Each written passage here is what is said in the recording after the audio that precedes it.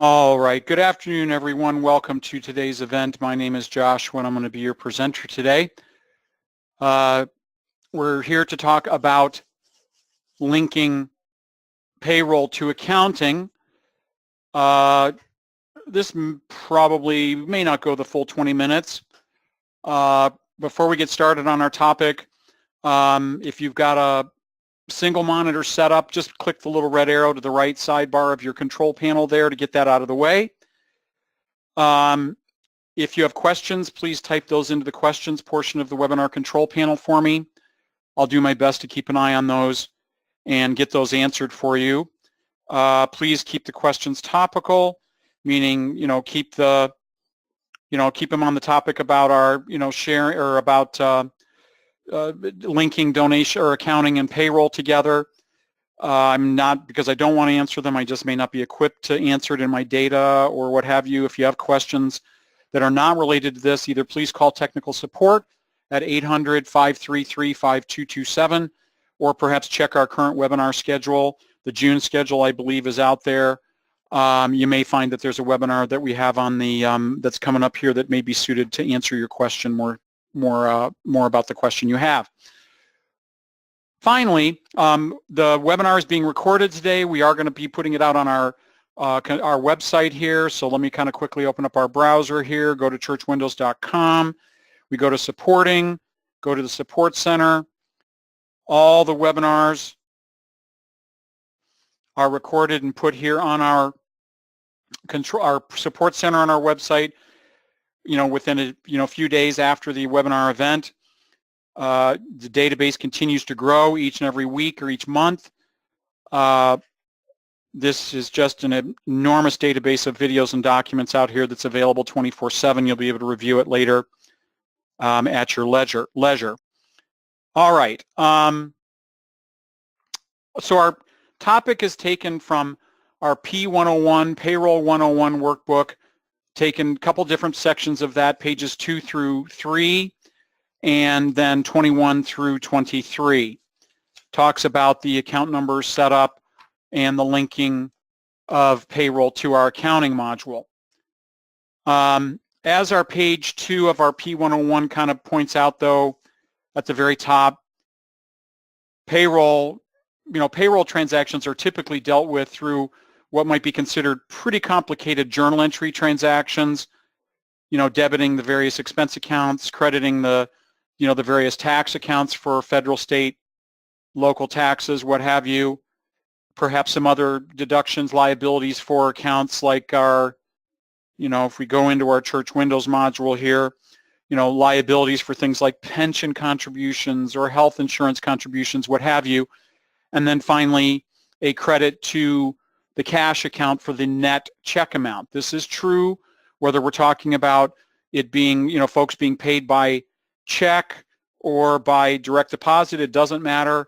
The journal entry, or in this case the payroll transaction, is all dealt with the same way, debiting the various expenses, crediting the liabilities, and the cash account for the amount of the net check. So if we go down in our chart of accounts here to our, we've got our liability things, accounts here for things like our 941 taxes, right here, state taxes, county, even pension payable, health insurance, flex spending, anything that is then, ultimately deducted from employees or withheld from employees, paychecks, and then paid on to another organization, whether it's a taxing authority or to, a pension company or an investment company, what have you, are all going to be set up as liability accounts, okay?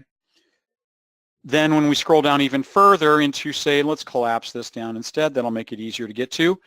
Then we see under our expense accounts here, we see our various compensation expenses for salaries, and like for pastors, they can be enormously complicated. Could be housing allowance expense and, continuing ed and, reimbursements for, cell phone or anything that the, mileage or fuel reimbursement. I'm sorry, I'm being asked what page am I on? I'm on page 2 of our accounting 10 or our payroll 101 book. As we go down further, we see, similar type expenses, compensation expenses for our other employees. Basically expense accounts are going to be made up of whatever we want to show on our treasurer's report that is reflective of compensation for the employee, okay? So that page 2 at the top shows what a typical payroll journal entry would look like, debiting the various expense accounts, crediting the liabilities in the subsequent cash account, okay?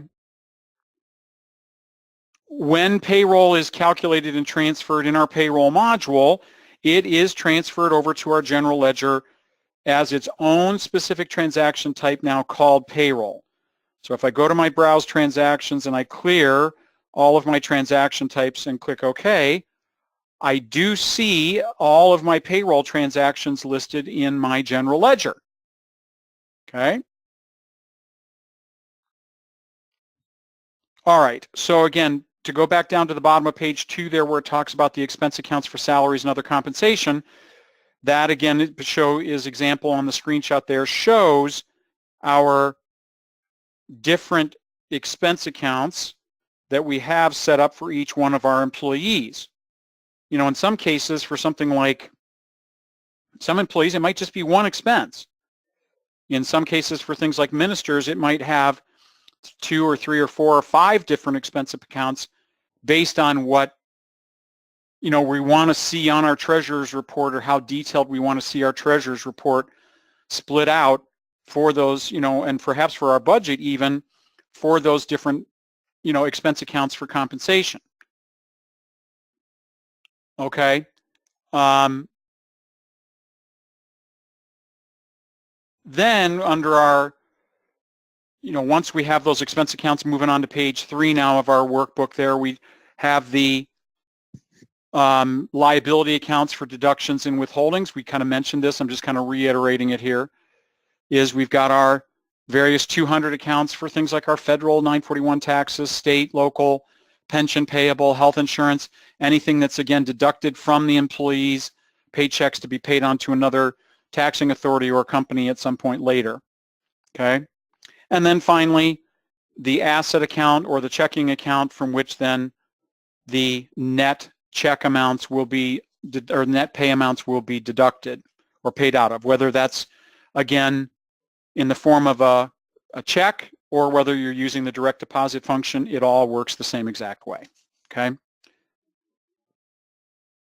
Once we have those various accounts set up, we go back into our payroll module here. We have all, the very final setup portion of the payroll module, we've got to have our employees have to be set up, all of their deductions, allowances, everything else has to be set up. Here, employee files have to be complete. Once that is done, then the final portion of that before we begin calculating our pay is to link our employees over to the various or different expenses or different accounts, okay? And that's done by going to System Administration, Account Number Setup. So if we click on Account Number Setup, it does bring up all of our employees listed here, and here we can change or examine and see or set up each one of the accounts as they pertain to each one of those employees, okay? All right, so the first thing that we want to talk about is, virtually every single time, most employees are all going to be, checks are going to be, monies or net pay amounts are going to be deducted from the same checking account. They're going to, federal and state taxes are going to be crediting the same liability accounts. We don't need to have separate liabilities. We're writing one check or having one amount deducted from our checking account through EFTPS for the amount of 941 taxes for all of our employees. So what I'm getting to here, though, is that basically we've got this function down here in the bottom left called set defaults, okay? So basically what that allows us to do is if we go back to click on set defaults, it says, hey, what checking account are employees' monies coming out of? What are the federal and state tax liability accounts? So we can choose those accounts from our menus here, and then click OK. And then when we've either added a new employee or as we're setting up our linking, we can then click this button here called Apply Defaults, and that will just simply auto-populate each one of these fields with those defaults that we've set. That really makes that quick and simple. Sure, you can still go in and say, oh, I'm going to go to a different employee and I'm going to say their particular check comes out of a different account if I want. But in most cases, that set defaults apply defaults really does make setting the asset account and the tax liabilities really quick and simple and fast. Okay? You don't have to use it, but I strongly recommend it because it minimizes the mistakes of, incorrectly selecting the wrong accounts, and it speeds it up too, frankly, very fast. Okay? If we steer our focus back up to the top half of the window, and what I'm talking about is right here, above these here, we see expense account, employer's FICA, Medicare expense. That's for the church's match of Social Security and Medicare. So when I've got an employee, I would sit there and I can simply click down the list here and I can choose, so in this case, Sue is our financial secretary. When I choose that account, it's going to auto-populate regular overtime, additional vacation, and sick time with the same account each time, unless I go in here and change it. So if if we go, her overtime or additional or vacation is being deducted from a different expense, I can click here and I can change that or make that a different expense. It doesn't have to be the same expense account. The system just auto-populates with those. The assumption is we don't have a separate expense set up for those different types for each employee. We will have different expense accounts for different job descriptions. Again, folks, it all boils down to how do you want to see it on your treasurer's report. I have seen churches that have just one expense account called employees based salaries, and then they go in and they link each employee to the same expense account each and every time. For everybody. They just go in and enter one lump sum budget amount for all of their employees' gross salary to that one expense. More commonly, what I'll see is if we go through each employee, it will show a different expense account for each one of those job descriptions. Okay? So frequently we'll see an expense account for, senior pastor's base salary and the custodian salary and the administrator's salary and, what have you. It doesn't have to be that way, folks. It's all determined by how you want to set it up on your treasurer's report and how you want to set it up for your budget. Similarly, now this is one, most times churches will have just one expense account for the church's obligated match for Social Security and Medicare. So if I go to next, notice that each employee's name is changing. It is the same expense account for most churches. Just care about how much do we need to match or have we matched for Social Security and Medicare for all of our employees. That is generally or typically not separated out. It's one single expense that based on our totals that were matched for the previous year, we enter one budget amount and it's the same expense. You can have separate expenses for the church's match for Social Security and Medicare, but frankly, folks, it's pretty atypical. And it definitely, in most cases, in my experience, is a level of complexity that's unnecessary. So here we have our 510-345 called church portion of FICA Medicare. It's the same account for everybody. So we've talked about linking our expense accounts, base salary expenses. We've talked about linking our church's match, Social Security, Medicare match. We've talked about setting our checking account and our state tax accounts. Finally, we can't forget about the other things that are part of our payroll. So in this case, say our local taxes. If you don't have a local tax, please bear with us while we go through this. So if I click on that, if you do have local taxes set up, whether they're county or, municipal or township, doesn't matter. Over here again under our, once we click the tab, talking about the tab right here. Folks, I'm sorry, I'm on page 22 now. And once we click on the local tax tab, it shows all of the local taxes that are linked to an employee's file. And here again, those are generally linked to a liability account. Those monies are then going to be paid out to a taxing authority locally later. But again, you simply click in the field, click the down arrow. Folks, you can credit a vendor. You can credit a liability. Those taxes will only credit to a liability account or of some kind, whether it's a vendor or a number 2 liability. Similarly, deductions for things like, let's go back to another employee that we know has more. So yeah, here we go. We've got our senior pastor, Larry.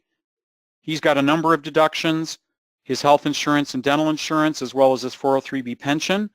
Notice here, I do like to point out, you can credit a deduction to an expense account if you wish. So a 500 account can be credited. Most times for some, that really helps out nicely when, say, there's not, a match that the church has for that. So the pastor contributes $250 to their health insurance. The church matches or pays $250. The overall payment amount to the health insurance company is $500. When I go in and I debit that expense, the $510,347 for the $500, it shows only $250 for the church because, again, it's been credited from the amount from payroll. So they offset one another. But similarly to other deductions like our pension, you can credit it right to a liability. Folks, you have a lot of flexibility here, okay, regarding this. Typically, deductions would credit to a liability, but we do like to point out that deductions can link to an expense account. They can link to a liability. They can link to an income account, a 400 account, crediting a 400, or they can credit a 500. It all depends on how you want to take care of it or deal with it. If there's no obligated match to it, like there's not a match for something like health insurance or pension or something like that, I would probably just go ahead and credit it to the liability so I could then go right into accounting and post my payment. If there is a matched or supplemented amount by the church, it might be easier to credit the expense and then pay, enter and pay a bill for the full amount. Your choice. Finally, on allowances, allowances are monies that are paid to an employee that are separate from their regular base pay. Examples of it would be typically things like housing allowances for our minister,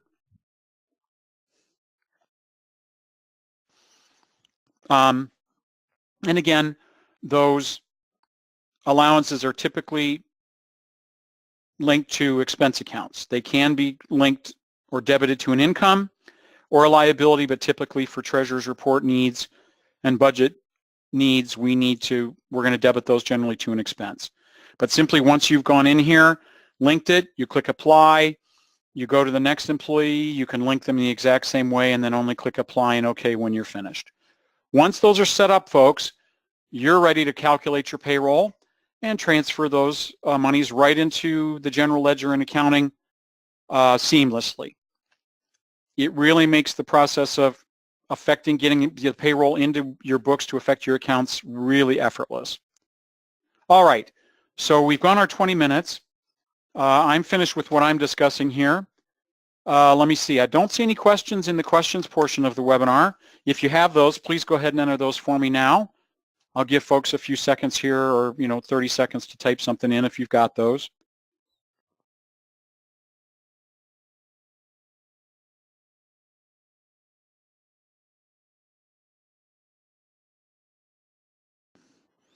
I'm not seeing anything coming in. I generally like to think I'm pretty thorough about these events.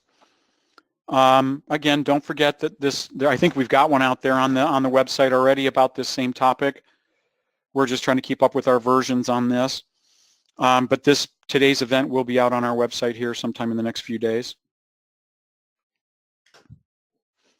All right, well, it looks like folks are kind of, diving out pretty quick here.